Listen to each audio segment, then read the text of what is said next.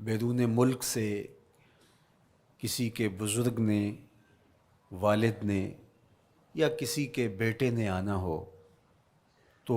وہ 2 ماہ قبل ہی آنکھیں فرش راہ کیے ہوتے ہیں اور گن گن کے دن گزار رہے ہوتے ہیں، اور جو ہی لمحے قریب آتے ہیں تو پھر گھڑیاں اور ساعتیں بھی گنی جاتی ہیں۔ بار بار گھڑی دیکھتے ہیں، ابھی تک پہنچے نہیں، جبکہ یہ طے ہے کہ 5:02 پہ فلائٹ اترے گی۔ تو مطلب اس کا یہ ہے کہ جب سینے میں کسی کا انتظار رکھا ہوا ہو تو ان کے لیے پھر سارے کام مؤخر کر کے ان کے استقبال کیے جاتے ہیں۔ یہ مہینہ اللہ کی رحمتوں کا موسم بہار ہے، چھم چھم رحمتیں برستی ہیں، انوار اترتے ہیں، گناہ گاروں کو آتش دوزخ سے نجات بخش دی جاتی ہے۔ تو اس کا استقبال کرنا، اس کے لیے انتظار کرنا، گن گن کے دن گزارنا، لمحے اور ساعتیں بسر کرتے ہوئے بار بار ماہ سیام کا ذکر کرنا، یہ اس مہینے کے ساتھ محبت کی دلیل ہے، اور اس مہینے کے ساتھ محبت اللہ سے محبت کی دلیل ہے۔ اس لیے اس مہینے کا استقبال کرنا، اس کے لیے تیاری کرنا، اپنے گھر کو صاف کرنا، اس کے لیے اپنی اولاد کے دل میں شوق پیدا کرنا اور ماحول پہلے پیدا کرنے کی کوشش کرنا، تاکہ جو ہی یہ ماہ جلوہ گر ہو تو روزہ رکھنے کا مزاج پیدا ہو چکا ہو، تلاوت کلام مجید کا مزاج پیدا ہو چکا ہو، دیگر نوافل اور اچھے اعمال بجا لانے کی عادت پڑ چکی ہو۔ تو شعبان میں ہی اس کی تیاری ہوتی ہے تاکہ رمضان المبارک آتے ہی ہم پوری طرح سے مستعد اور فعال ہو کر کے اس مہینے کی برکتوں کو سمیٹ لیں۔ اللہ کے محبوب علیہ السلام نے ارشاد فرمایا کہ جب ماہ سیام آتا ہے فتحت ابواب الجنہ، تو جنت کے 8 دروازے کھول دیے جاتے ہیں، اور جنت کے 8 دروازوں میں سے ایک دروازے کا نام باب الریان رکھا گیا ہے، جو صرف روزہ داروں کے اعزاز و تکریم کے لیے ہے۔ روزہ دار اس دروازے سے گزر کے جنت جانے۔ حضرت سیدنا سلمان فارسی رضی اللہ تعالی عنہ فرماتے ہیں کہ تو رمضان المبارک سے قبل حضور نے یہ خطبہ ارشاد کیا، یا ایھا الناس، اے لوگو، قد اظلکم شہر عظیم، اللہ نے تمہارے اوپر ایک بہت پاکیزہ، پر نور، عالی مرتبت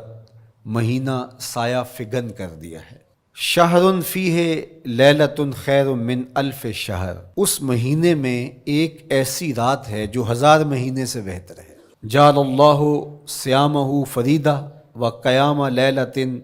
تطوع، اس مہینے کے دن کے روزے فرض قرار دیے گئے اور راتوں کا قیام نفل بنایا گیا۔ ومن تقرب فیہ بخصلۃ من الخیر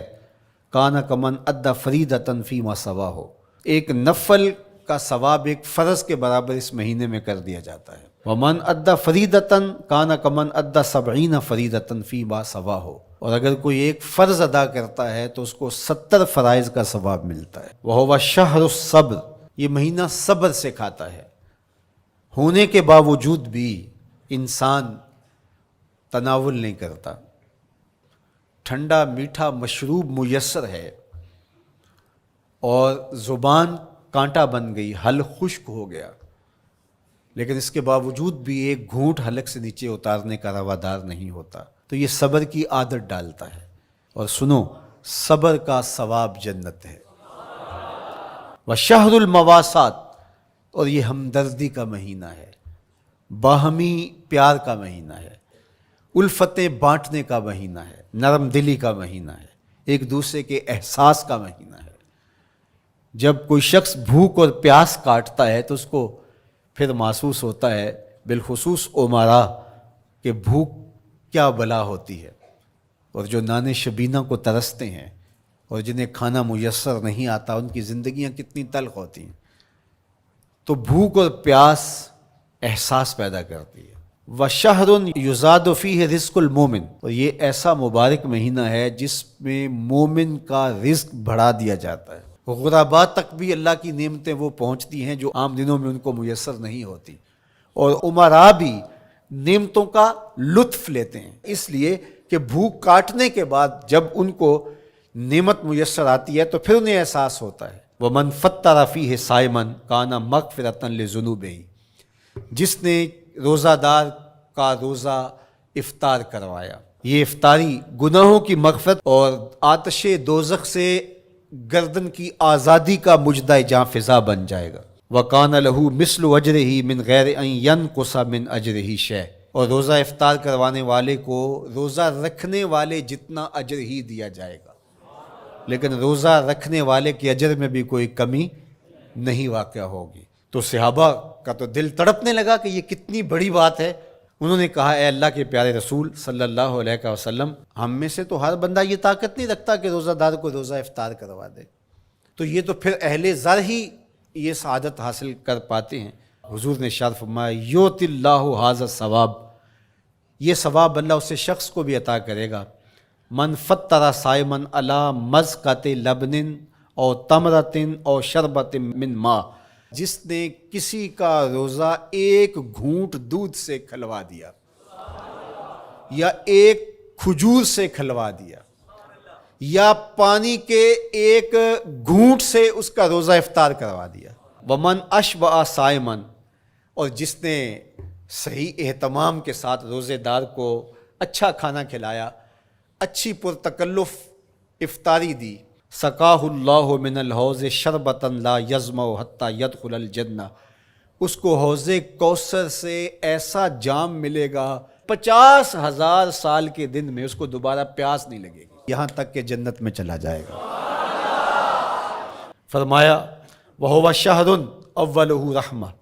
یہ وہ مہینہ ہے جس کے پہلے 10 دن رحمت ہیں، اور اس کا درمیانی عشرہ اوسطہ وہ مغفرت ہے، وآخرہ عتق من النار، اور اس کا آخری عشرہ جو ہے وہ آتش دوزخ سے نجات کا ضامن ہے۔ کہا کہ 4 کام اس مہینے میں کثرت کے ساتھ کرو، وہ 2 خصلتیں، 2 کام جن کے ذریعے سے تم اپنے رب کو راضی کر سکو۔ فشہادت اللہ الہ الا اللہ، وہ گواہی دینا ہے لا الہ الا اللہ، وتستغفرونہ، اور تم کثرت سے استغفار کرو، اللہ سے بخشش مانگو، اللہ سے جنت طلب کرو اور دوزخ سے پناہ مانگو۔ تو یہ کام جو تمہاری ضرورت ہے تم اس مہینے میں کثرت کے ساتھ کرو۔